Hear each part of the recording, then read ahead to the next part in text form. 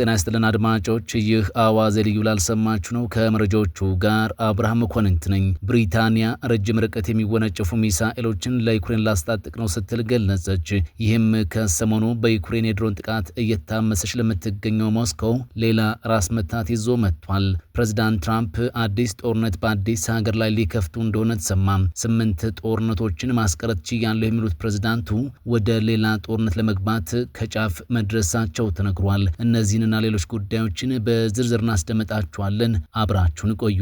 ብሪታንያ ዩክሬን ሞስኮን እንድትደበድብ የሚያስችሉ ረጅም ርቀት ተወንጫፊ ሚሳኤሎችን ለመስጠት እያሰበች እንደሆነ ተሰምቷል። ዩክሬን የሩሲያን ዋና ከተማ ሞስኮን እንድትመታ ሊረዷት የሚችሉና እያንዳንዳቸው 250 ኪሎ ግራም የሚመዝን ፈንጅ መሸከም የሚችሉ አዳዲስ የሙከራ ደረጃ ላይ ያሉ የጦር መሳሪያዎችን ብሪታንያ በተሳካ ሁኔታ መሞከሯ ተሰምቷል። ከ480 ኪሎ ሜትር በላይ ርቀት ላይ የሚገኙ ኢላማዎችን ማጥቃት የሚችሉት እነዚህ አዳዲስ የጦር መሳሪያዎች በሄብሪደስ የሙከራ ጣቢያ ተፈትሿል። በሚቀጥሉት ወራትም ተጨማሪ ሙከራዎች በዩናይትድ ኪንግደም እንደሚደረጉ ቴሌግራፍ ዘግቧል። እነዚህ የሙከራ መድረኮች ከኪቭ ተነስተው ሞስኮ ድረስ የመድረስ አቅም ያላቸው ሲሆን ሰሞኑን ሞስኮ በዩክሬን የድሮን ጥቃት በከፍተኛ ሁኔታ መታወቋ ይታወቃል። የብሪታንያ መከላከያ ሚኒስቴር የሀገሪቱን የቴክኖሎጂ ኩባንያዎች በሰዓት ከ370 ማይል በላይ መብረር የሚችሉ እያንዳንዳቸው 400,000 ፓውንድ አካባቢ የሚያወጡና ረጅም ርቀት ተወንጫፊ መሳሪያዎችን እንዲሰሩ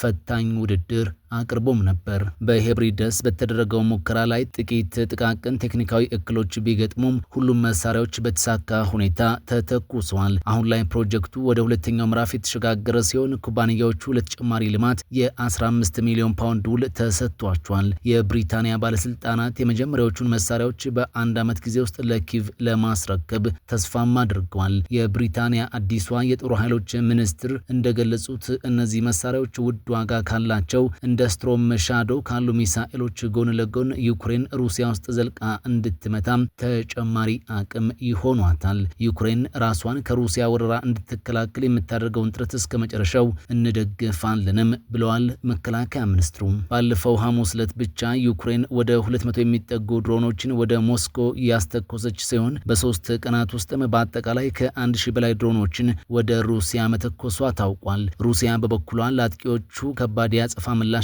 እንደምትሰጥ አስጠንቅቃለች። የሩሲያ የውጭ ጉዳይ ሚኒስትር ሰርጌይ ላቭሮቭ በዩክሬን ላይ ከፍተኛ የቡድን ጥቃቶች ከእንግዲህ ወዲህ በቋሚነትና በየቀኑ እንደሚፈጸሙም ዝተዋል። በዚሁ መሰረት ክሬምሊን 90 ድሮኖችን ወደ ዩክሬን ያስተኮሰች ሲሆን በጥቃቱም አንዲት የ8 ዓመት ሕፃንን ጨምሮ 3 ሰዎች መገደላቸው ይፋ ሆኗል። በተጨማሪም ኦዴሳን ጨምሮ በሌሎች ከተሞች ላይ በተሰነዘረ ጥቃትም ሌሎች ሰዎች ተጎድተዋል።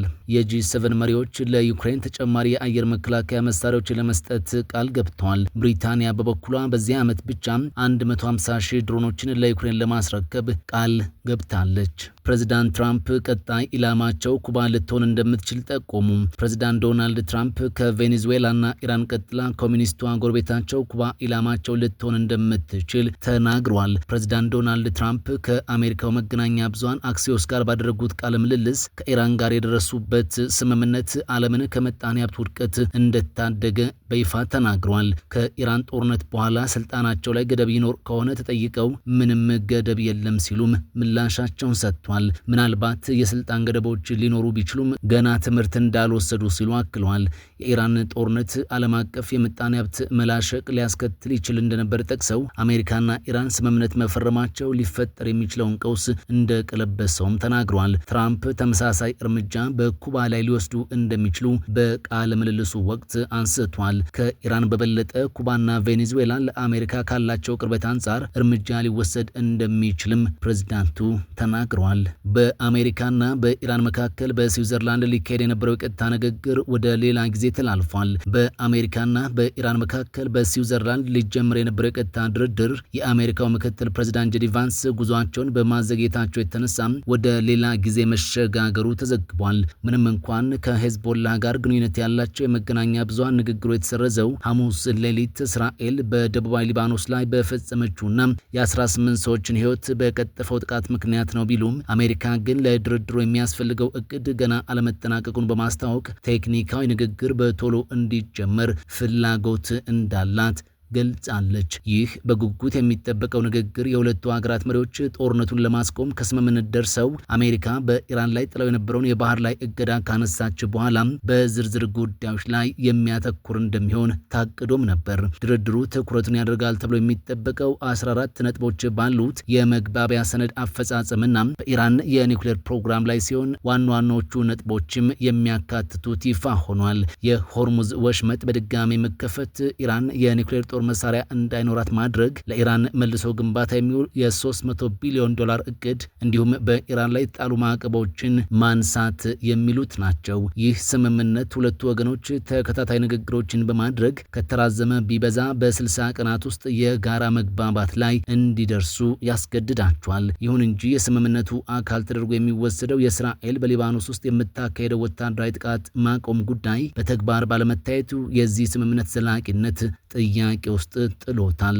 በሌላ መረጃ የአሜሪካው ዲፕሎማት ስቲቭ ዊትኮፍ ከኢራን ጋር ለመነጋገር ወደ ስዊዘርላንድ እያመሩ ነው ተብሏል። የአሜሪካና የኢራን ዲፕሎማቶች ለሰላም ድርድር ወደ ስዊዘርላንድ እያመሩ እንደሆነ ታውቋል። በሌላ በኩል የፓኪስታን የሀገር ውስጥ ጉዳይ ሚኒስትር ዛሬም ወደ ቴህራን አቅንቷል። በሊባኖስ ደግሞ በእስራኤልና በሄዝቦላ መካከል ውጊያው መቀጠሉ ተነግሯል። ዛሬ ቅዳሜ የአሜሪካ ሚዲያዎች እንዳስነበቡት የዶናልድ ትራምፕ የመካከለኛው ምስራቅ ልዩ ልዑክ ሆነው የሚያገለግሉት የአሜሪካ ዲፕሎማት ስቲቭ ዊትኮፍ ወደ ስዊዘርላንድ ያመሩ ሲሆን በዚያም የኢራን የውጭ ጉዳይ ሚኒስትር አባስ አራግቺ ጋር ይገናኛሉ ተብሎም ይጠበቃል።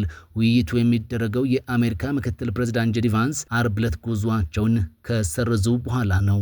ዋሽንግተንና ቴህራን ጦርነቱን ለማቆም የመግባቢያ ስምምነት ተግባራዊ ለማድረግ ተስፋ አድርገው ነበር። ሆኖም ግን በሊባኖስ በእስራኤል ኃይሎችና በሄዝቦላ ታጣቂዎች መካከል በተቀሰቀሰው ግጭት ምክንያት እቅዱ መሰናክል ገጥሞታል። ሄዝቦላ በእስራኤል፣ በጀርመን፣ በአሜሪካና በሌሎች በርካታ ሀገሮች እንደ ሽብርተኛ ቡድን ይቆጠራል። ቫንስ ቅዳሜ ዕለት ወደ ስዊዘርላንድ እንደሚጓዙ ግልጽ የሆነ ነገር የለም። ሆኖም ግን በመካከለኛው ምስራቅ የዋይት ሀውስ አምባሳደር ሆነው የተሾሙት የትራምፕ አማች ጃሬድ ኩሽነር በአዲሱ ውይይት ላይ እንደሚገኙ ዘገባዎች መጠቆማቸውን የጀርመን ድምፅ አስነብቧል። ይህ በእንዲህ እንዳለ የፓኪስታን የሀገር ውስጥ ጉዳይ ሚኒስትር ሞህሴን ናቅቪ ወደ ቴህራን ማምራታቸውን አንድ የኢራን መገናኛ ዘዴ ዘግቧል። ምንም እንኳን በስዊዘርላንድ የሚደረገው የአሜሪካና የኢራን ውይይት አጠራጣሪ ቢሆንም የኢራን የመንግስት የዜና ወኪል ኢርና እንደዘገበው የፓኪስታን የሀገር ውስጥ ጉዳይ ሚኒስትር ሞህሴን ናቅቪ ዛሬ ቅዳሜ ዕለት ወደ ቴህራን ተጉዘዋል። ናቅቪ ወደ ቴህራን ያመሩት ከፍተኛ የኢራን ባለስልጣናት ጋር ለመገናኘትና ከአሜሪካ ጋር የሚያደርጉትን የድርድር ሂደት ለመከታተል እንደሆነም ዘገባው አመልክቷል። ፓኪስታን በኢራንና አሜሪካ መካከል ያለውን ግጭት ለመፍታት የአሸማጋይነት ሚና ስትጫወት የቆየች ሀገር ናት። ናቅቪ ጦርነቱ ከተጀመረበት የካቲት ወር መጨረሻ ጀምሮ ብዙ ጊዜም ወደ ቴህራን ተጉዘዋል።